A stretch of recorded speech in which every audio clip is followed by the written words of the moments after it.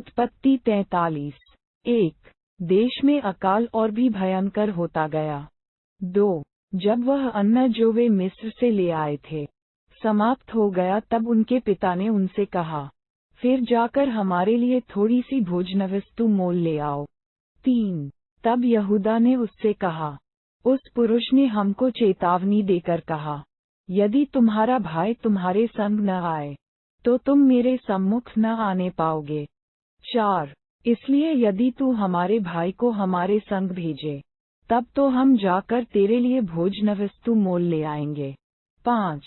परंतु यदि तू उसको न भेजे तो हम न जाएंगे, क्योंकि उस पुरुष ने हमसे कहा, यदि तुम्हारा भाई तुम्हारे संग न हो तो तुम मेरे सम्मुख न आने पाओगे। 6।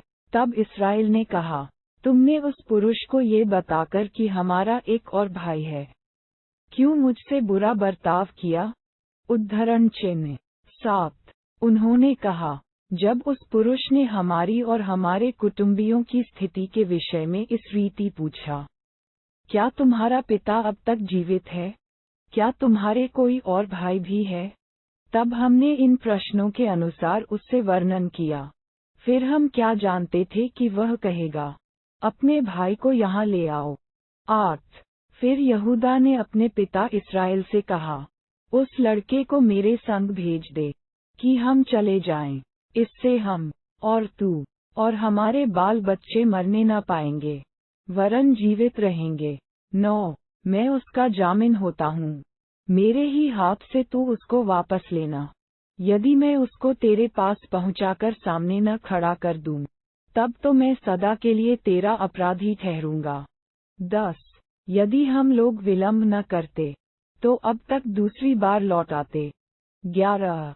तब उनके पिता इस्राएल ने उनसे कहा, यदि सचमुच ऐसी ही बात है तो ये करो, इस देश की उत्तम उत्तम वस्तुओं में से कुछ कुछ अपने बोरों में उस पुरुष के लिए भेंट ले जाओ, जैसे थोड़ा सा बलसान और थोड़ा सा मधु और कुछ सुगंध द्रव्य और गंधरस, पिस्ते और बादाम। 12। फिर अपने अपने साथ दूना रुपया ले जाओ, और जो रुपया तुम्हारे बोरों के मुंह पर रखकर लौटा दिया गया था उसको भी लेते जाओ, कदाचित ये भूल से हुआ हो। 13। अपने भाई को भी संग लेकर उस पुरुष के पास फिर जाओ। 14। और सर्वशक्तिमान परमेश्वर उस पुरुष को तुम पर दया करेगा, जिससे कि वह तुम्हारे दूसरे भाई को और बिन्यामीन को भी आने दे, और यदि मैं निर्वंश हुआ तो होने दो। 15। तब उन मनुष्यों ने वह भेंट और दूना रुपया और बिन्यामीन को भी संग लिया और चल दिए और मिस्र में पहुंचकर यूसुफ के सामने खड़े हुए। 16।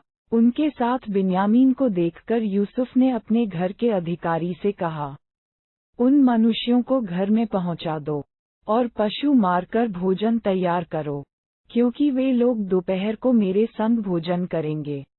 17। तब वह अधिकारी पुरुष यूसुफ के कहने के अनुसार उन पुरुषों को यूसुफ के घर में ले गया। 18।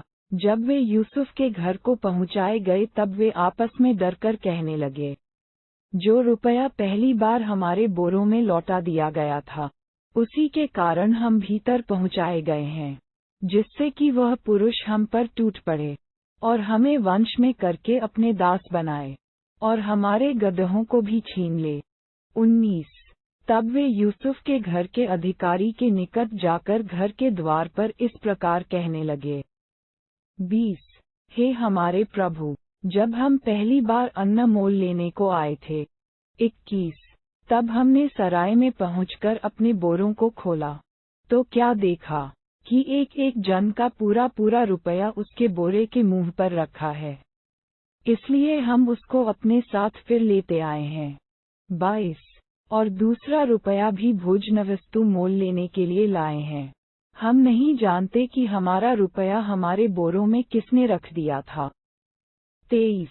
उसने कहा, तुम्हारा कुशल हो, मत डरो, तुम्हारा परमेश्वर, जो तुम्हारे पिता का भी परमेश्वर है, उसी ने तुमको तुम्हारे बोरों में धन दिया होगा। तुम्हारा रुपया तो मुझको मिल गया था। फिर उसने शिमोन को निकालकर उनके संग कर दिया। 24। तब उस जन ने उन मनुष्यों को यूसुफ के घर में ले जाकर जल दिया। तब उन्होंने अपने पांवों को धोया।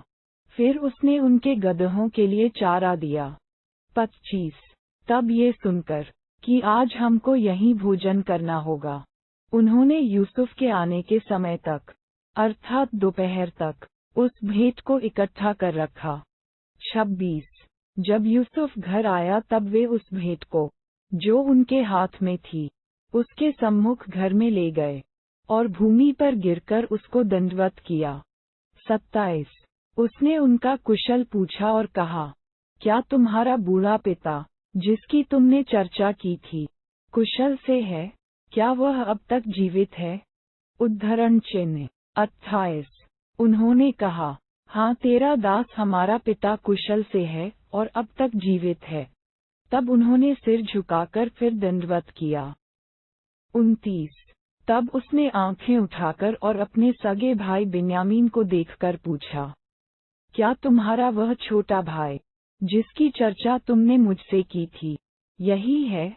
फिर उसने कहा, हे मेरे पुत्र, परमेश्वर तुझ पर अनुग्रह करे। 30।